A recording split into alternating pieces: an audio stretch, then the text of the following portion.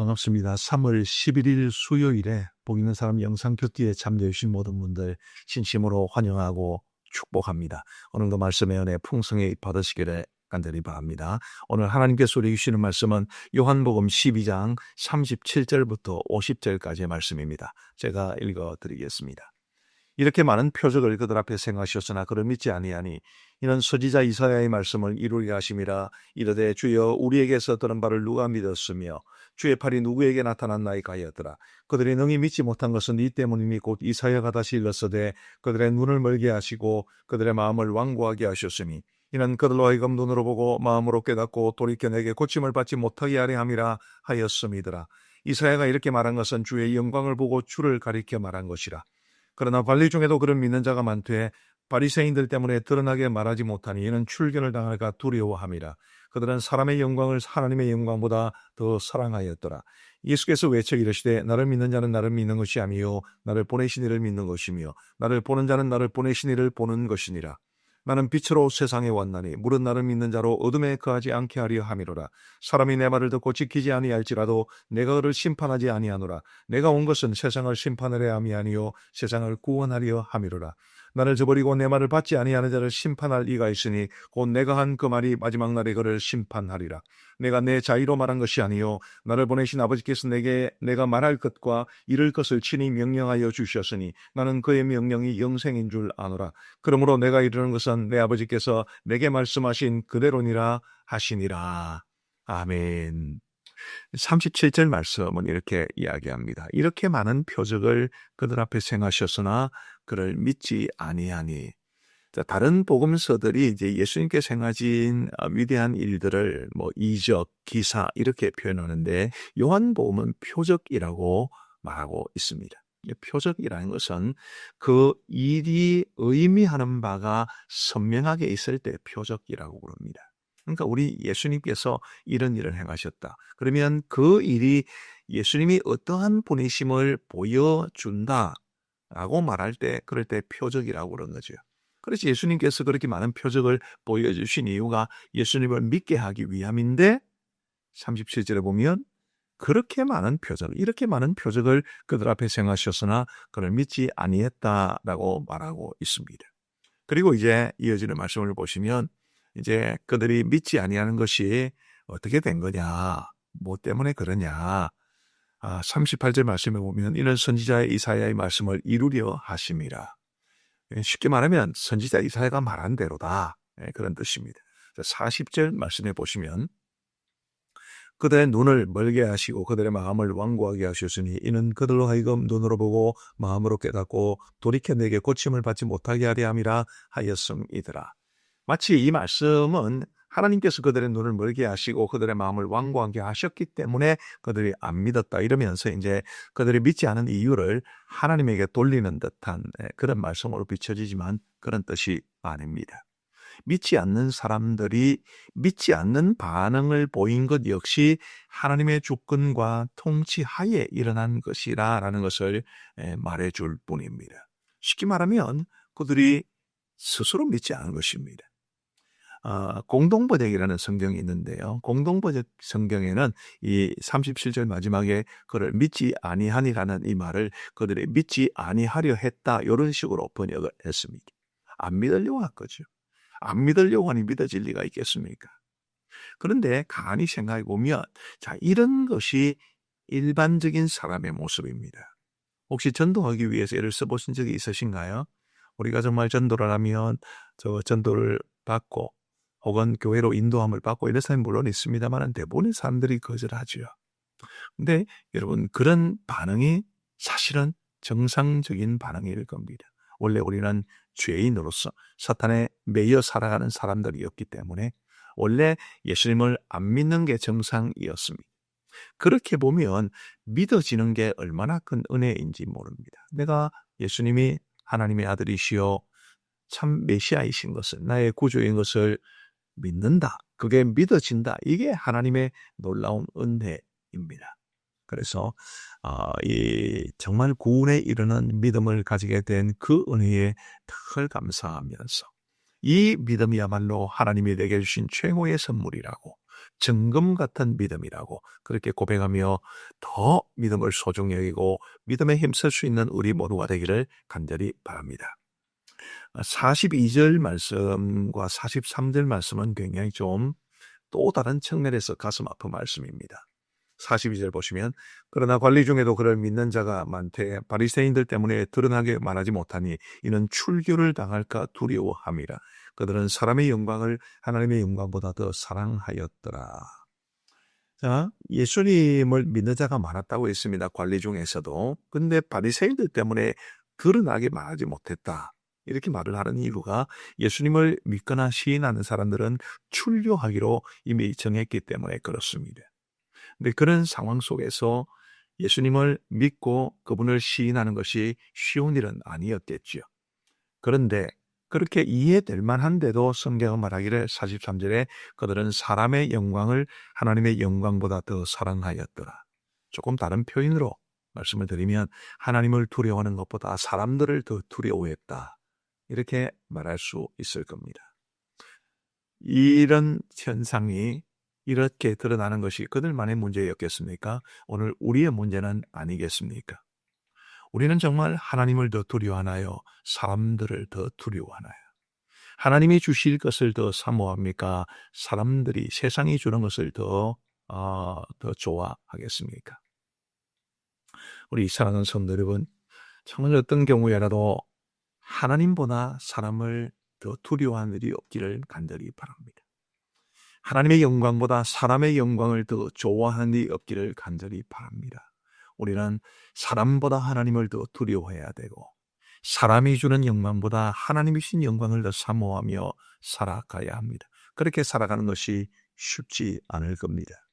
지금 이 시대에는 우리 기독교인들을 바라보는 시선이 곱지 않습니다. 원래부터 기독교 신앙은 세상으로부터 반대를 받는 것이 일반적이긴 됐습니다만 요즘은 더더욱 그런 현상이 짙어지고 있습니다. 그러나 여러분, 거꾸로 생각해 보면 오히려 지금 이런 때일수록 내가 가진 믿음이 진짜 믿음인가가 드러날 수 있는 기회라고 봅니다. 많은 사람들이 세상 사람들 눈을 의식해서 자신의 믿음을 숨기고 자신의 그리스도인인 것을 드러내려 하지 않고 그렇게 살아난 사람들 많습니다.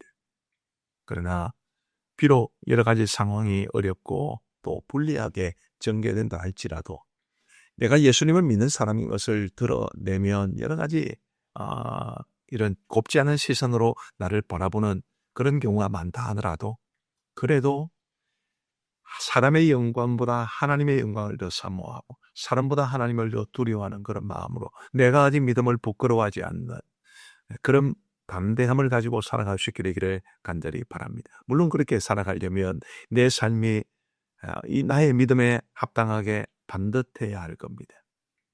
내가 가진 믿음을 자랑하고 내 삶이 그 믿음에 합당한 삶이 되기 위해서 노력해가는 그런 과정 속에서 우리는 영적으로 성장하고 우리의 모습을 하나님이 기뻐하시리라고 생각합니다. 절대로 이 바리새인들이 두려워서 자신이 예수님을 믿음에도 불구하고 드러내지 못했던 이런 사람처럼 살지 말고 어떤 어려움 속에서도 설령 내 목에 칼이 들어와도 내가 가진 믿음을 자랑스럽게 생각하며 우리 주님을 시인하면서 우리 하나님의 영광을 사모하는 가운데 살아갈 수 있게 되기를 간절히 소망합니다.